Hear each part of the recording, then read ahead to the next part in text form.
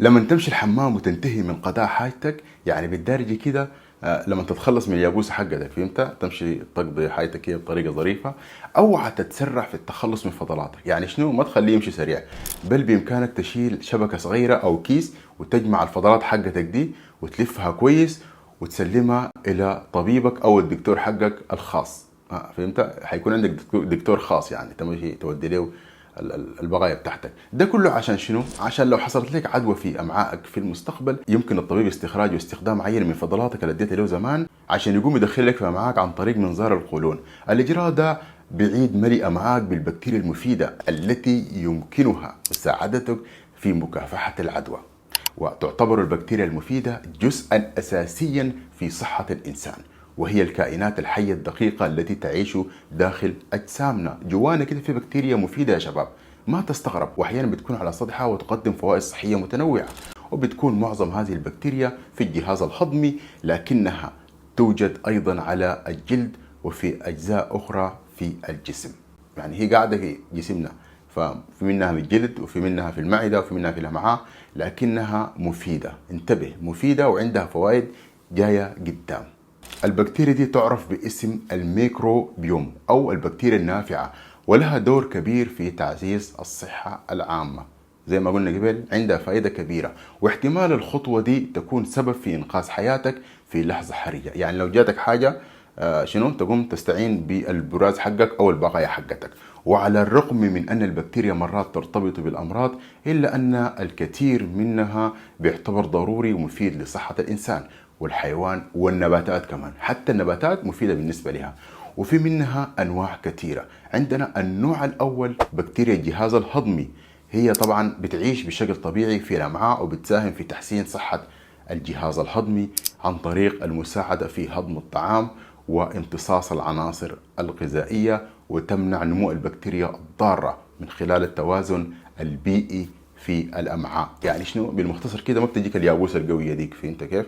تكون كده ظريفة معك. أما النوع الثاني البكتيريا المثبتة للنيتروجين، ودي بتعيش في التربة أو جذور النباتات زي البقوليات، فهمت؟ العدس والفاصوليا والحاجات دي طبعا عندها بكتيريا مفيدة بتساعدها عشان تنمو بالطريقة دي. وقبل ما ننسى، عندها فايدة تانية، بتقوم بتحويل النيتروجين الموجود في الهواء إلى مركبات تستخدم من قبل النباتات للنمو، وتلعب دور كبير في الزراعة وزيادة خصوبة التربة. شفت الفايدة دي كيف؟ فايدة يعني. أما النوع الثالث اسمها البكتيريا المنتجة للمضادات الحيوية، ودي بتستخدم في إنتاج المضادات الحيوية اللي بتقتل أو تمنع نمو البكتيريا الضارة.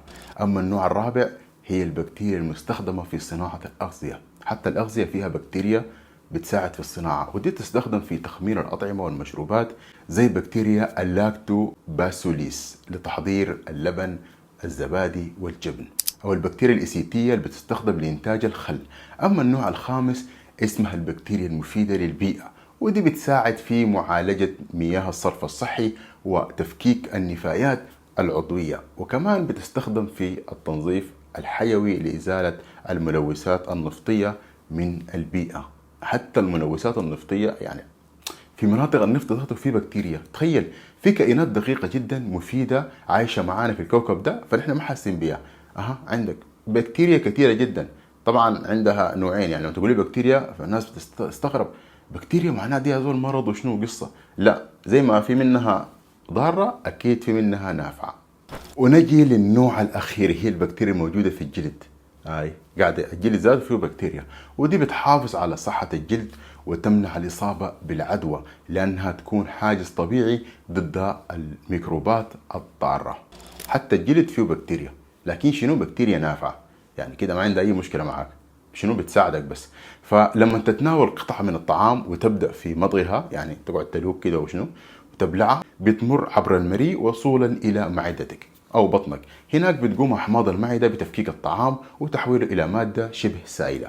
بعد ذاك ينتقل الطعام إلى الأمعاء الدقيقة، وهناك بيتم امتصاص معظم العناصر الغذائية في الدم. أما اللي بيتبقى من الطعام ينتقل إلى الأمعاء الغليظة، وهناك بيتم استخراج الماء وأي مغذيات متبقية. فهمت؟ التصفية يعني من الأمعاء الغليظة بيجي يتصفى تحت فشنو لحد ما يصل الأمعاء الغليظة ويتصفى هناك زيادة، واللي بيبقى في النهاية يتم التخلص منه على شكل فضلات. بعدين تمشي شنو تنزنق وكده وتمشي الحمام. عاده الفضلات دي بتمر بسهوله عبر القرون، يعني انت مرات تمشي بالراحه كده وما في اي مشكله وتطلع، ولكن مرات تمتص معاها كميه زائده من الماء من الفضلات، وده بيخليها جافه وصلبه، يعني شنو زي يابوسه كده، تقعد تقند ما في اي حاجه، وكده بتتحرك بالراحه داخل المعده. هاي دي القنده اللي قلت لكم دي، تقعد تعصر وبطني وحاسب امساك وشنو شنو، فدي الحاجه دي بس يعني ما في غيرها.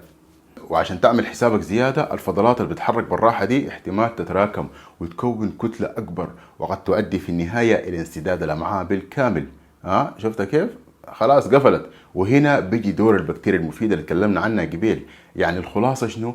انه البكتيريا المفيده دي هي جزء اساسي من صحه الجسم، وتلعب دور مهم في تعزيز المناعه وتحسين الهضم وانتاج الفيتامينات للحفاظ على صحتك. فانت لازم شنو تدعم البكتيريا دي بتناول الغذاء الصحي وتجنب العادات الضاره. عشان كده اذا حسيت باي اضطراب في جهازك الهضمي او نقص في المناعه، فقد يكون السبب هو نقص هذه البكتيريا النافعه. فعشان انت ما تصل للمرحله دي، قلنا لك ساعدها بالاغذيه الكويسه، وتحاول شنو تشرب كميه كبيره من المويه، وما تحاول شنو تاكل نواشف كثير.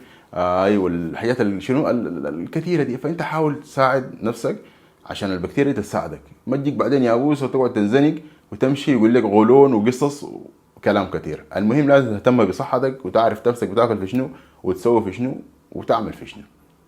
تمام. لو عجبك النوع ده من الفيديوهات وحابب تشوفنا مرة تانية، ادعم الفيديو بلايك وشير ومتابعة عشان تشوف الفيديوهات الجديدة. اهم شيء الاشتراك وتفعيل الجرس والشير يا شباب. تمام. لحد ما نلقاكم في حلقة جديدة. سلام. في اي كلام؟ شكرانين يا اخوانا.